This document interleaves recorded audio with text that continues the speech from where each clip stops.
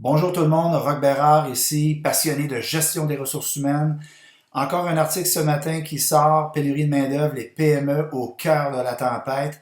Donc, il y a vraiment eu un sondage d'effectué par la Fédération canadienne de l'entreprise indépendante auprès de plus de 1000 chefs d'entreprise et ces milliers de chefs d'entreprise-là ont exprimé leurs préoccupations face à la pénurie de main-d'œuvre, à la difficulté de trouver du talent actuellement sur le marché du travail. Donc, on le voit ici, 3 PME sur 4 sont confrontés à un problème de pénurie de main-d'œuvre.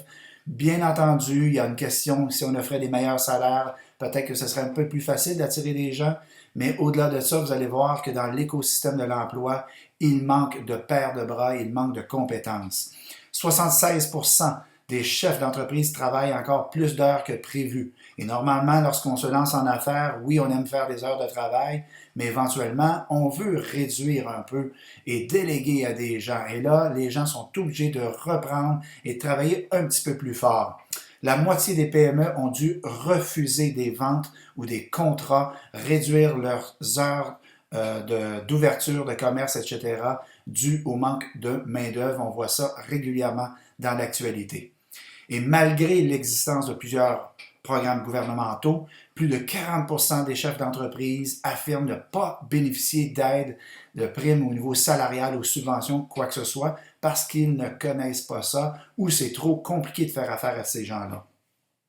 Une réponse à la pénurie de main-d'œuvre, eh bien, c'est de revoir l'organisation du travail et de faire un paquet de trucs. C'est pour ça que je vous amène ici un petit extra, une valeur ajoutée. Eh bien, sachez, mesdames et messieurs, qu'au lieu de devenir une pépinière pour les autres employeurs, il y a possibilité de devenir un employeur attirant, attrayant dans l'écosystème de l'emploi. Donc, pourquoi pas faire une pierre deux coups, une pierre trois coups, mesdames et messieurs? Eh bien, voici la réalité. L'écosystème de l'emploi, c'est plus d'1 million de personnes qui vont quitter le marché du travail au cours des 3, 4, 5, 6 prochaines années au Québec. On parle d'environ, grosso modo, 1,4 million de travailleurs, travailleuses qui vont quitter le marché de l'emploi, dont une certaine portion va revenir travailler sur le marché du travail, mais pas nécessairement dans leur secteur d'activité.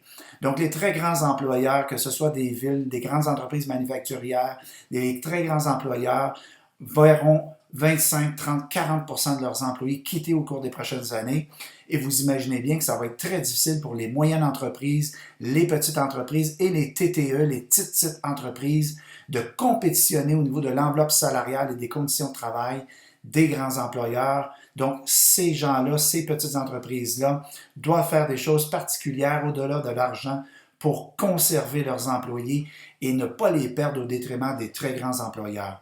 Eh bien, sachez qu'il y a plein de modèles qui existent, que l'on enseigne dans les universités, que j'enseigne d'ailleurs actuellement partout dans les universités du Québec et dans les entreprises privées. Il y a des modèles pour attirer et retenir les employés au sein d'une entreprise qui vont au-delà du salaire. Il y a le fameux modèle de Hackman et Oldham. Je pourrais facilement, dans votre entreprise, poser un diagnostic et voir si la composition du travail chez vous, l'organisation du travail, favorise l'attraction, la rétention et surtout la mobilisation de vos employés, parce qu'une façon de battre la pénurie de main-d'œuvre, c'est d'augmenter la productivité, d'augmenter l'efficience de nos employés sans les faire travailler plus fort. Eh bien, ce modèle-là, c'est une des pistes que je vous propose et j'en ai plein d'autres à vous offrir. Donc, première des choses, selon le modèle de Hackman et Oldham, analysez rapidement les postes de travail chez vous et posez-vous la question réelle, les vraies questions. Et je sais qu'elles sont dérangeantes, mais il faut se les poser, ces questions-là. Qu'est-ce qui motive beaucoup les gens et qui font que les gens ont le goût d'en donner encore plus à leur organisation? Eh bien, il y a 5 conditions selon ce modèle-là. Première des choses, est-ce que vous donnez du feedback, de l'information, de la rétroaction en continu à vos employés? Regardez chacun des postes de travail, demandez à chaque titulaire de poste, est-ce que tu reçois régulièrement de la rétroaction sur une base presque journalière? Et lorsqu'on parle de rétroaction, ce n'est pas simplement de la reconnaissance positive, mais c'est également qu'est-ce qui a moins bien été au cours de la dernière journée ou de la dernière semaine et qu'est-ce qu'on pourrait faire pour t'aider comme employeur, comme gestionnaire, pour que ça aille encore mieux. Donc, donner de la rétroaction très positive, mais aussi la rétroaction constructive, voire un petit peu négative, mais que l'on essaie de tirer des leçons de ça. Deuxième ingrédient extrêmement important, est-ce que vous donnez de l'autonomie à vos employés? La majorité des entreprises, des employeurs, ne donnent pas suffisamment d'autonomie à leurs employés. On est pris avec de la bureaucratie, on est pris avec des procédures de travail et c'est incroyable comment ça peut avoir un effet négatif sur les employés. On s'attend aujourd'hui, surtout avec les nouvelles générations, ces jeunes-là, ces gens-là veulent de l'autonomie. Ils veulent un peu d'encadrement, ils veulent qu'on les aide, mais ont besoin d'autonomie. Et la majorité des entreprises, on est comme des machines à saucisses. On est presque dans l'organisation scientifique du travail qui date de au-delà d'une centaine d'années. Et on a maintenu ce genre d'organisation-là du travail pour aller gagner de l'efficacité, mais on a perdu énormément de motivation chez la masse des employés. Et c'est vrai dans la majorité des entreprises que je fréquente à titre de salarié ou même de consultant. Trois autres ingrédients. Est-ce que les employés ont des tâches variées? Est-ce qu'ils s'associent vraiment à l'importance de leur tâche? Et est-ce que leur tâche est importante par rapport à l'ensemble des activités de l'entreprise pour bien produire nos produits et services? Donc, le modèle d'Hackman, c'est 5 variables.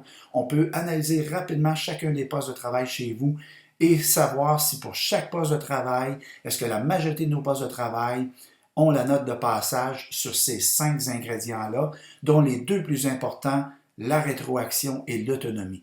Donc, très facile de procéder à un diagnostic au sein de votre organisation et vous allez comprendre rapidement pourquoi vos employés à ce moment-là s'absentent. Est-ce que la motivation est élevée ou pas? Est-ce qu'il y a du roulement de personnel? Est-ce qu'il y a de l'absentéisme? Est-ce qu'il y a un roulement? Mais est-ce qu'il y a des gens aussi qui recommandent des gens à travailler chez vous? Bref, un paquet de choses peuvent être comprises, analysées et surtout, on peut avoir des pistes d'amélioration sur le modèle de Hackman et Oldham. Et il y a 5-6 autres modèles faciles à appliquer en termes de diagnostic chez vous. Donc, pourquoi pas faire une pierre 2 coups et 3 coups, d'aller vers une organisation du travail qui est stimulante pour vos employés et devenir un meilleur employeur. Évidemment, on est là pour vous donner un petit coup de main comme consultant en gestion des ressources humaines. Si jamais vous avez une pénurie de main-d'œuvre pour des postes notamment qui sont répétitifs, des postes qui sont difficiles à combler chez vous. Pourquoi? Parce que ce sont des postes avec un faible degré d'autonomie. Ça existe parfois dans certaines entreprises où on a des postes que c'est un peu plus difficile d'avoir des gens qui veulent demeurer sur ce poste-là parce que c'est répétitif et ça demande justement peu d'autonomie et tout ça. Eh bien, si vous êtes dans la région de Sherbrooke, j'ai une solution pour vous. J'ai une solution extrêmement innovatrice pour vous aider à combler vos postes et peut-être même vous aider à recruter, à gérer sur ces postes de travail-là et je vais vous fournir grâce à une autre organisation de la main-d'œuvre si vous êtes à la recherche de postes à combler au niveau des postes répétitifs qui demandent peu d'autonomie, qui ne sont pas très complexes, qui sont généralement moins bien payés. Eh bien, j'ai une solution pour vous. Appelez-moi et contactez-moi, ça va me faire plaisir. Roch Bérard, 819-578-2232. Merci.